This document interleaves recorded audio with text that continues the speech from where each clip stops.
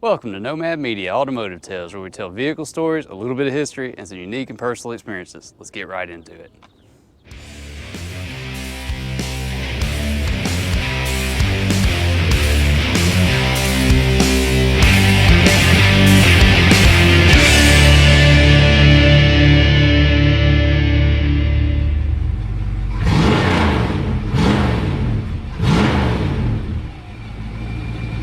So for today, we have Tom Strockbine with his 1986 Mazda B2000. And I think I got that one right that time. Yep. Man, this is such an interesting vehicle. Like, you have this wild wrap on it. Like, I love it, all the video game stuff on it. Like, I want to hand it off to you so you can tell us about it. I know that there's a lot of different video games on here. How many are on here actually? So there's actually 39 video games, or 38 video games, I believe, and one Easter egg, which is Tetris, which is back here, which I usually don't tell everybody, but that's where it is. Yep. And a friend of mine, Eric Coleman, he's a designer, and he designed it. He's right here in Hartsville, Alabama.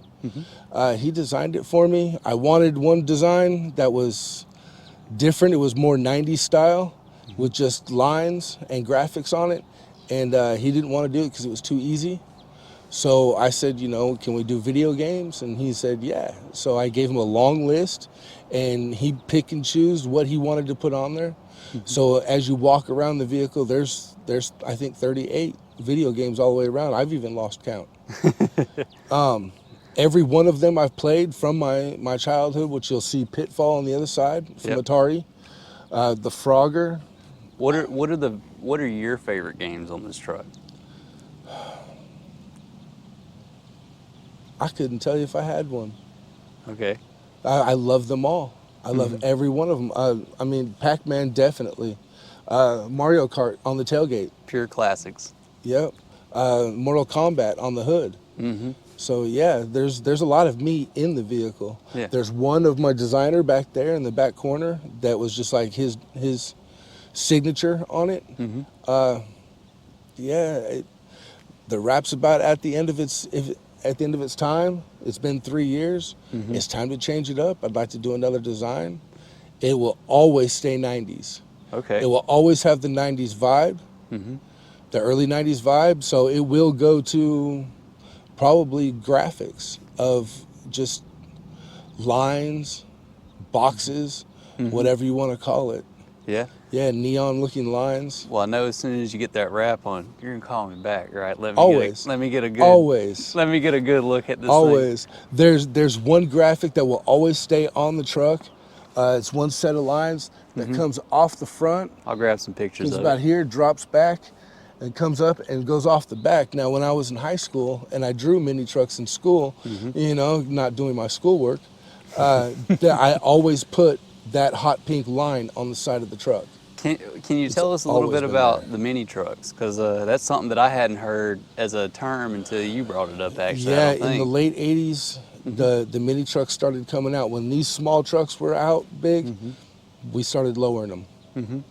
And back then we had hydraulics, and a lot of guys would do the hydraulics, but it was still expensive. We didn't have the airbags yet.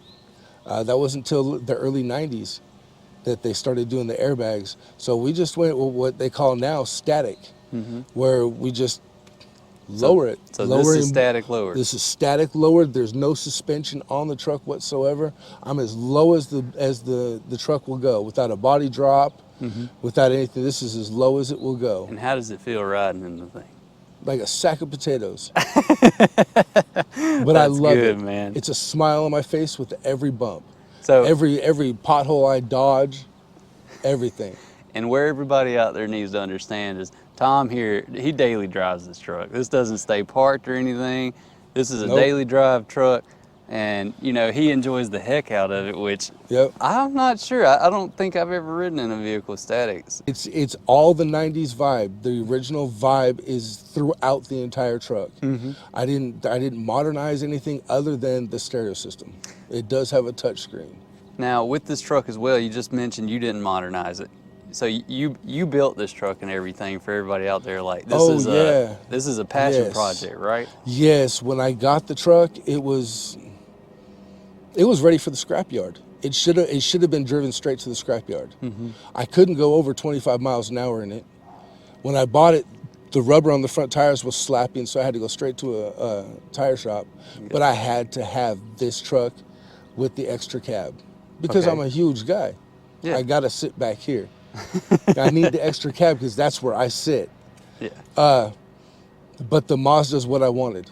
My kids grew up, I let them do all their things, and then when I no longer had to put money out for lunch and book fares and whatnot, I was able to build this. So it's been 8 years now. When I got it, it was a shamble. The entire interior was trash. It had been written on, spray painted on. The outside had like a Walmart spray can of flat black all over it, just a light layer to cover what was originally red. And they had a different bed on here, and they had actually cut the front off. I guess I was told that they called it bobbered. Okay. A bobbered tail end. The bed was about a foot 3 inches shorter than Okay. what it is now. And so this one that's on it now is a correct bed, I guess? Yeah, It's full length, I got full a size? donor truck.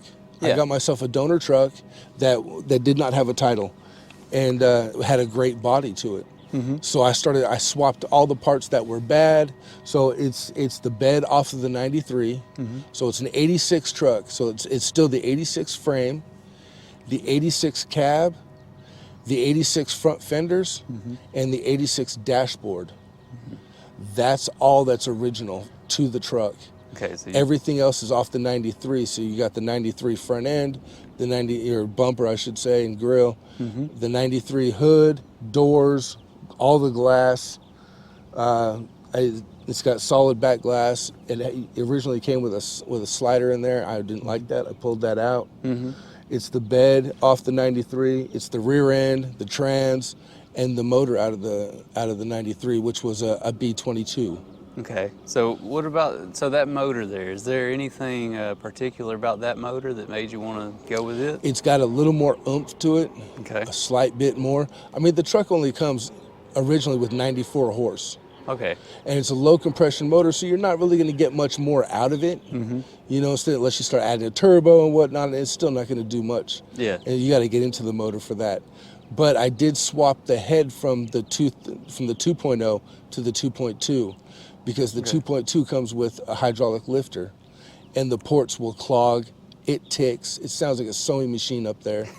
So you go with the 2.0 head, which has adjustable lifters. I can get rid of that sewing machine noise and still have the same performance. Okay. It's Yeah. carbureted. It's not fuel injected. Which it's is all that- old school. That is something that, you caught me a little off guard with that one, actually, because being as I worked for Mazda, I wasn't aware that like these trucks came with a carbureted motor. So you caught me a little off guard with that one too, where I was like, okay, well, that's interesting right there now. Yes. Like, I see all the older trucks, go a little bit older than this. Yeah, carburation is kind of a given, but Yeah. something like this that I honestly, I still look at these, like whenever I see these, not modified of course, and I'm like, that's still a modern driving truck, and I think anyone would love to have one for, $5,000 or less, and be a beater truck essentially. I think Yeah. anyone would love that. I bought this for $950. And like I said, I couldn't even do 25 miles an hour coming home. Yeah. The fuel system was completely clogged up. It had been thrashed. It had been thrashed. I had to take the headrest from the seat and prop it behind the seat because the seat was broken. It was bad. It was bad. So over the years, I fender by fender, door by door, I fixed it up. I did the slight bit of Bondo work that I had to do, which was just like little dings and primer. Under the wrap is only white primer. Okay. There's no real paint job under the wrap. So you take the wrap off, it's just a white primer truck, which you'll see if you've looked at my pictures as the truck went on, yeah.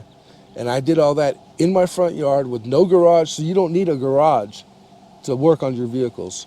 And To that's a good, customize, you don't need a garage. and that's a very good thing to be saying, because a lot of people will make excuses on why they can't do whatever they want with a car. But I spray painted and did body work in flurries, in snow flurries. So it was just a canopy over top of me. Yeah, it's dedication. It's getting out of the house. Yeah, it was a love. It was a passion. I've got so Yeah. many hours in it, and not that much money. do you have any idea on the amount of hours you have in this? Because like changing all the body panels, going through the motor, like all this other stuff, like that would be tons of time. And I can imagine, like, but you had 8 years, so to do it. Yeah. I But couldn't even count it all up. yeah, I couldn't even count it all up. Even the times just sitting there looking at it and waiting for it to kind of talk to me and tell me, where it wants to go. What type of mini truck do you want to be? Because no matter what, it was going to be a mini truck, yeah, for my style. And I just waited, and it told me. It told me it wanted graphics on it. It didn't want a straight paint job. It wanted graphics on there. It wanted to be loud. It wanted to be seen by everybody. So I took essentially a scrap truck and brought it back to life. Gave it a new life. And this is my favorite. I'll never sell it. yep. I'll never do anything. And when I can't drive it anymore, my kids will drive it or it'll just sit. But it won't be sold. You were telling me that about your kids driving it and stuff, and you were like, they probably won't drive it. Nobody has ever driven my truck. My wife, God help her, we've been married 27 years. She helped me swap the motor out in like 2 days. And I let her drive it, and she came back after half a mile and told me she'd never drive it again. Well, it sounds like a wonderful woman for changing out the motor with you, but then you say she's never going to drive it again, and I have to question, like, okay, wait, what? What? It's not her style. It's not her style. The bouncing, So it's just the there's no static, power steering. the static rides what got Yeah, her? yeah, Okay. it's not her style. I got So you. if she had to drive it, yeah, she would. But nah, she's not going to drive it. She's not going to drive it. She's going to sit there and look pretty. That's fine. That's fine with me. Nice, nice. So, you're this truck and everything. When you built it, like, did you have any help with it? Like, I know you did most of it and stuff. Like, I did all of it. you did all of it. Okay. Everything. I turned every bolt. I lubed everything in there. I changed out every part. If I didn't know how to do it, I'd jump on Google, find me a spot where I could find out how to do it. Yeah. Read the book, find out. I've got the book at home. Nobody. I never sent a part off to be fixed. Nobody came to my house. The only people that ever helped me was my wife, both my sons, and my daughter. That was it. They helped me swap the rear end. My daughter helped me swap beds constantly, and having to take the bed off to work on the gas tank, work on the suspension on the back. It was, yeah, they helped me with everything. Hold the door for me. Like I said before, my wife helped me swap the motor out. Yeah. She took a day off of work and helped me swap the motor out. That's so I didn't have to amazing. do it by myself. And since I daily it, and it's my #1 vehicle, whatever project I started on the truck on Friday night had to be done by Monday morning because the truck had to get me back to work. Yeah. So that's why it took me so long to do it. I couldn't just put the truck down for a week or 2 weeks or a month, and work on the parts and have it up on blocks. It had to be back down on its tires and running to get me back to work for the rest of the week. That's amazing, man. And something I want to point out there too, like I just kind of thought of it while you're saying that, is thinking about the static ride here and how your wife said, I'm not doing that. Not doing that again. When it comes to a car like this that you did on static, like lowered statically, it's down, it's not coming back up. Like, and that type of stuff like that, you really have to love that style. Oh yes. To want to drive it and stuff. Oh yes. Like the bounce is great. And if you can handle it, the bounce is great. And the reason why that stands out to me in my mind is like people want to complain about, a lot of people on this YouTube channel are seeing older vehicles, like the classics and stuff. They're cool. There's cool in all sorts of avenues of life. But Everybody's sense of cool is different. one thing that I get hit with a lot on the classics though is I would never imagine driving one because of carbureted, because of everything's gonna break on it. It doesn't matter, like all of that, like if you give up the like creature comforts on a modern car for something you love, like because you're gonna drive it no matter what. You're gonna deal with it.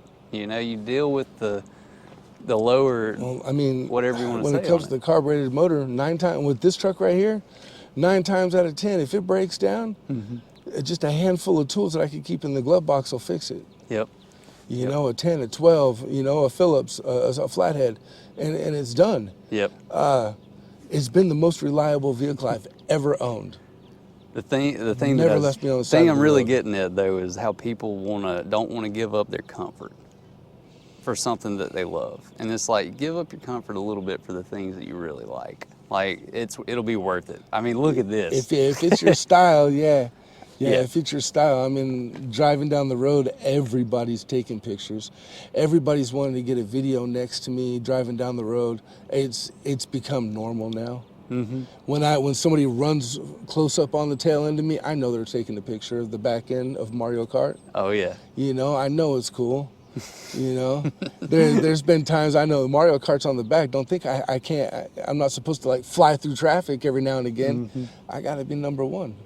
Oh yeah. The blue turtle race shell's is coming too, right? on, man. And the blue turtle shell's coming, right? Yep, the race is on. Well, man, how about we get into hearing this thing run a little bit? All right. All right. Not a problem.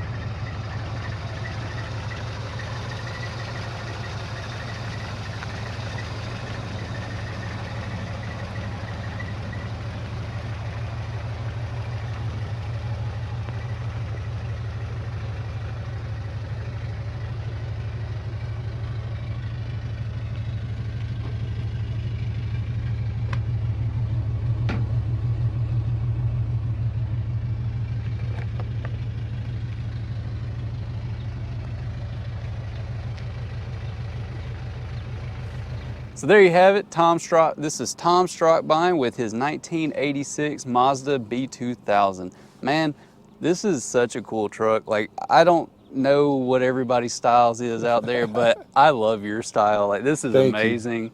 The games on here, I definitely know a handful of them myself. I've played them, I love them as well.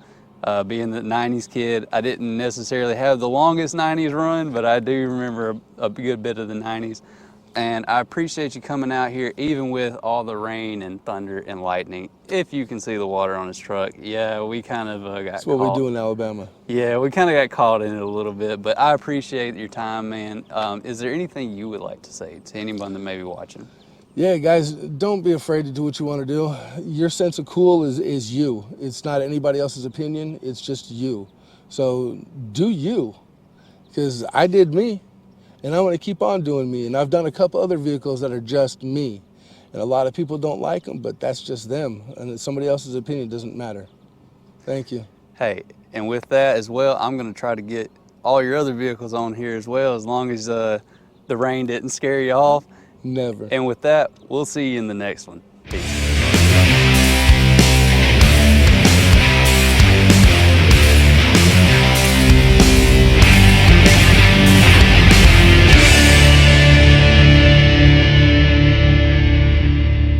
I'll see you at the next car show, okay? All right, there you have it, guys. Be sure you like, share, subscribe, and I'll see you in the next one.